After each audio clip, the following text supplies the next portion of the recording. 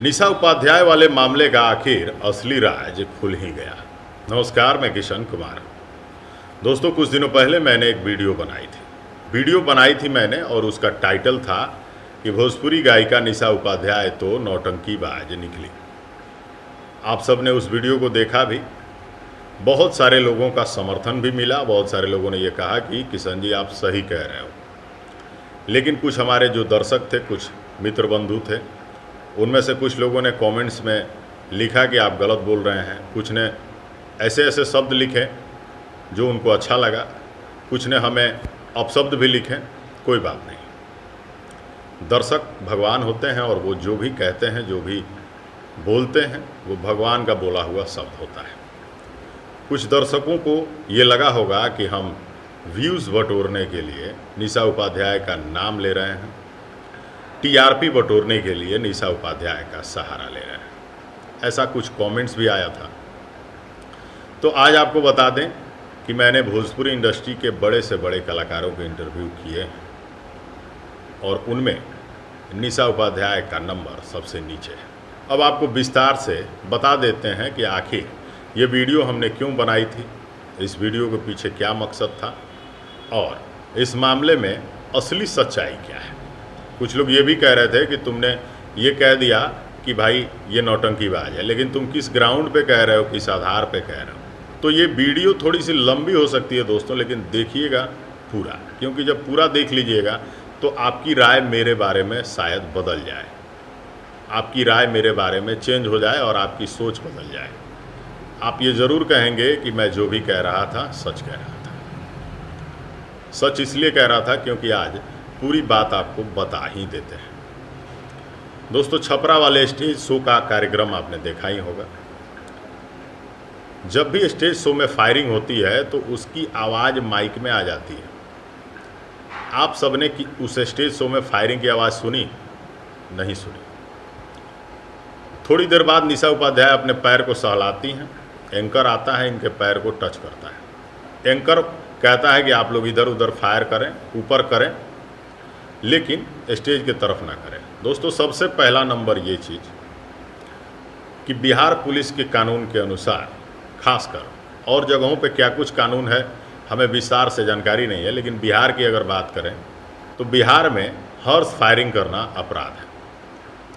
Horse firing करने वाले स्थान पे जो लोग मौजूद होते हैं उन सब पर कानूनी कार्रवाई होती है, जो वहाँ सिर्फ मौजूद तक होते हैं। हॉर्स फायरिंग करने वाले पर तो होती ही हैं, लेकिन जो लोग वहाँ अवेलेबल होते हैं उन पर भी पुलिस कार्रवाई करती है, इसलिए क्योंकि आप उसमें शामिल थे। ऐसे ही एक मामले में अक्षरा सिंह पर भी मुकदमा हो चुका है, आप पता कर सकते हैं। स्टेज पर फायरिंग हुआ, अक्षरा सिंह वहाँ मौजूद थी, तो फायरिंग करने वाले के साथ साथ अक्षरा सिंह पर भी मुकदमा कर दिया गया था और पुलिस ने खुद किया था। अब आपको बता दें कि जब निशा उपाध्याय ये इशारा कर रही थी कि मैं घायल हो गई हूँ, चोटिल हो गई हूँ, उसके 2 घंटे बाद तक निशा उपाध्याय कार्यक्रम देती रही। अब आप ही बताइए, हम इसे क्या कहें? आप इसे क्या कहेंगे? आपके आसपास, अगल बगल, जान पहचान या फिर किसी दूर दराज ही आपने किसी को अगर सुना होगा कि गोली लगी है, तो उस व्यक्ति की स्थिति क्या होती है गोली लगने के बाद, आप अंदाज़ा लगा सकते हैं।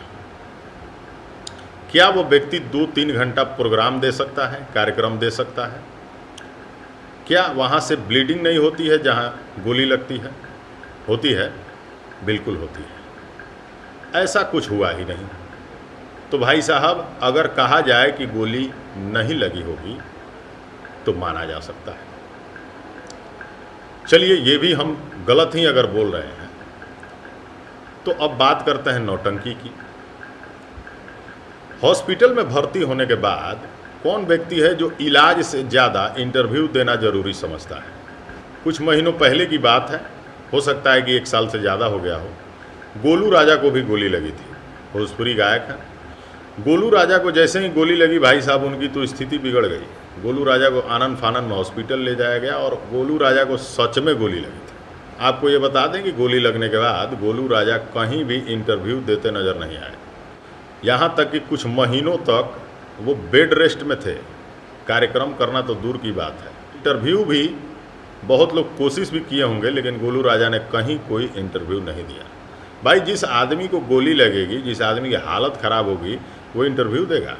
बिल्कुल नहीं। यहाँ तक कि हॉस्पिटल के बेड से जब पत्रकार इनका इंटरव्यू ले रहे थे तो उस वीडियो को मोबाइल में खींच करके, रील्स बना करके और सोशल मीडिया पे डाला जा रहा है पब्लिक की सहानुभूति बटोरने के लिए। अब आपको एक और चीज़ बता ही देते हैं।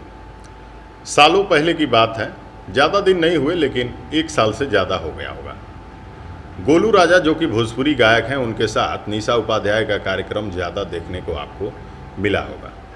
लेकिन एक दिन की बात है, मंच पर निशा उपाध्याय के साथ साथ गोलू राजा भी मौजूद थे और वहाँ निशा उपाध्याय का पूरा परिवार मौजूद था। स्टेज पर इनके पिता, माता, भाई, बहन और भी कुछ लोग। उन पूरे परिवार के सामने गोलू राजा ने निशा उपाध्याय के लिए ऐसे ऐसे घटिया शब्द का इस्तेमाल किया, इतना निचले स्तर का इन्हें दर्जा दिया और इतने घटिया तरीके से इनसे बिहेव किया, जिसकी चर्चा हम आपके सामने नहीं कर सकते हैं।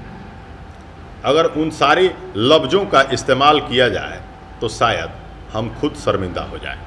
ठीक उसके बाद निशा उपाध्याय ने कई जगह इंटरव्यू दिए, मुझे भी उन्होंने इंटरव्यू दिया और मेरे इंटरव्यू में उन्होंने कहा कि गोलू राजा इस दुनिया का सबसे घटिया आदमी है।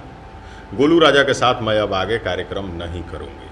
आप स्क्रीन पर एक पोस्टर देख रहे होंगे, ये वीडियो मेरे यूट्यूब चैनल पर मौजूद है, आप चाहें तो जा करके देख सकते हैं। अगर आप ये वीडियो यूट्यूब पे देख रहे हैं तो मैंने डिस्क्रिप्शन में लिंक डाल दिया है, आप इस वीडियो को देख भी सकते हैं। दोस्तों, निशा उपाध्याय ने एक तरह से कसम खा लिया था कि गोलू राजा के साथ प्रोग्राम नहीं करेंगे, लेकिन इन दिनों भाई साहब कुछ ही दिनों के बाद हाथों में हाथ जुड़ाकर कार्यक्रम होने लगे। भाई साहब, इसे क्या कहेंगे, ये एक अलग ड्रामा है।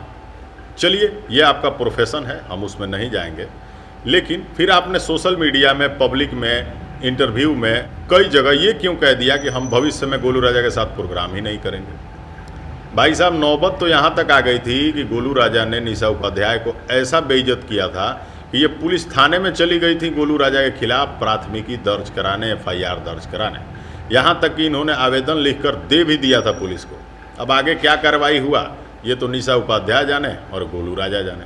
उस स्थिति में इन्होंने आज की तारीख में पैसे को, यानी कि रुपया को वैल्यू दिया और रुपया के चलते इन्होंने मान सम्मान को ताक पर रख दिया कि भले जिस आदमी ने मेरा लाख बेइज्जती किया होगा, हमको पैसा मिलेगा तो हम उसके साथ फिर से कार्यक्रम करें। ये है सम्मानित कलाकार, ये भोजपुरी को बचाएंगे और आगे बढ़ाएंगे। चलिए, ये प्रोफेशन की बात हो गई, हम उसमें नहीं जाएंगे। अब आगे बात करें तो निशा उपाध्याय से जो भी लोग मिलने आ रहे हैं, जो भी इनके दुख में शामिल होने आ रहे हैं, कोई फ़ैन है, कोई नेता है, कोई मंत्री है, कोई कलाकार है, उनके वीडियो को, उनके साथ मिलने जुलने वाले वीडियो को रील्स के रूप में बना करके इंस्टाग्राम पे और भी न जाने कहाँ कहाँ डाल करके अपनी ही बीमारी का मजाक बनाया जा रहा है। गोलू राजा जब गोली खाए थे, यानी कि जब उन्हें गोली लगी थी, तो भाई साहब वो तो महीनों गायब हो गए थे। रील्स बनाना तो दूर की बात है, जिसे गोली लगेगी भाई साहब वो ये सब नौटंकी करेगा क्या? सोशल मीडिया पे रील्स बना करके इस तरह से पोस्ट करना, खुद का मजाक बनाना नहीं है तो क्या है, ड्रामा नहीं है तो क्या है, नौटंकी नहीं है तो क्या है। दोस्तों, जब निशा उपाध्याय दर्द से कराह रही थी और एक इंटरव्यू दे रही थी, ठीक बेड के बगल में पत्रकार बैठा था और ये दर्द से कराह रही थी। अब पता नहीं वो एक्टिंग था कि क्या था। उस कराहने वाले स्थिति में भी पता नहीं किस आदमी ने सामने से वीडियो बनाया है। उस वीडियो को रील्स के रूप में इंस्टाग्राम और भी कई जगह डाल दिया गया है। अब ये नया ड्रामा नहीं है तो क्या है, ये पब्लिक की भावनाओं के साथ खेलना नहीं है तो क्या है। निशा जी, आपको पता है, आपके चाहने वाले लोगों को जब पता चला होगा कि निशा जी को गोली लग गई है तो कितने सारे लोग मायूस हो गए होंगे, कितने लोगों को तकलीफ़ हुई होगी, कितने लोगों को पूरा दिन कुछ अच्छा ही नहीं लगा होगा। दोस्तों, मान लीजिए थोड़ी देर के लिए हम गलत हैं, तो निशा जी खुद से मिलने आने वाले लोगों का रील्स बना करके जो डाल रही हैं, उन रील्स के बदले अपने डॉक्टरी इलाज का ब्यौरा क्यों नहीं डाल दे रही हैं। आपको ये भी बताते चले कि निशा उपाध्याय को सबसे पहले अपने ऊपर गोली चलाने वाले के खिलाफ कानूनी कार्रवाई की मांग करनी चाहिए। उस पर कानूनी कार्रवाई करने के लिए पुलिस थाने में आवेदन देना चाहिए। निशा उपाध्याय आखिर ऐसा क्यों नहीं कर रही हैं? क्या वो चाहती हैं कि इसके बाद दूसरे कलाकार को भी गोली लगे? क्या निशा उपाध्याय ऐसे लोगों पर कार्रवाई होते नहीं देखना चाहती? दोस्तों, नियम है कि जहाँ पे गोली चलती है, हॉर्स फायरिंग होती है, वहाँ गोली चलाने वाले के साथ साथ जितने लोग मौजूद होते हैं उन पर भी कानूनी कार्रवाई पुलिस करती है। तो ऐसे में कानूनी कार्रवाई के हकदार तो निशा उपाध्याय भी बन रही हैं। अगर निशा उपाध्याय चाहें तो पुलिस थाने में इस तरह की शिकायत करें जिससे आगे चल के किसी और कलाकार के साथ ऐसा ना हो। लेकिन निशा उपाध्याय पता नहीं क्यों ऐसा नहीं चाह रही हैं। भाई साहब, निशा जी तो चारों तरफ चर्चा में है कि गोली लग गई, गोली लग गई। निशा उपाध्याय जी के साथ साथ कई सारी चीज़ें जुड़ी हैं। छपरा में जिस तरह की घटना हुई, ये चीज़ें पता नहीं क्यों निशा उपाध्याय के साथ जुड़ी रहती हैं। छपरा में ही एक और कांड हुआ था एकमा में, जिसका जिक्र हम कभी और करेंगे, उसकी चर्चा कभी और करेंगे। लेकिन सबसे ज़्यादा कांड अगर कहीं होते हैं निशा उपाध्याय के साथ तो वो सारे छपरा में ही पता नहीं क्यों होते हैं। अब आप सब जान चुके होंगे कि किस तरह से अपने ही इलाज का, अपने ही बीमारी का, अपने ही गोली लगने का कलाकार खुद मजाक बना रहे हैं और ऊपर से जितने भी इनके चाहने वाले हैं उनके भावनाओं के साथ भी किस तरह से खेला जा रहा है। तो भाई साहब, ऐसे कलाकार के रील्स बनाने से आप खुश हैं या उनको स्वस्थ देखना चाहते हैं? आप सब कमेंट करके बताइए। हम तो चाहते हैं कि निशा उपाध्याय जी, अगर आपको गोली लगी है तो आप जल्द से जल्द स्वस्थ हो जाइए, हम सबके बीच में आइए और सबका खूब मनोरंजन कीजिए और कुछ ऐसा कदम उठाइए जिससे आगे चल के किसी और कलाकार के साथ ऐसा ना हो। इस तरह की चीज़ों में आप अपना सहयोग दीजिए। फिलहाल ये वीडियो आपको कैसी लगी आप सब कमेंट करके बताइएगा। अगली वीडियो में दिखाएंगे, बताएंगे कुछ और। आपकी शंका दूर हुई या नहीं, आपको क्या कुछ लगता है, कमेंट करके बता दीजिएगा। तब तक के लिए नमस्कार, धन्यवाद।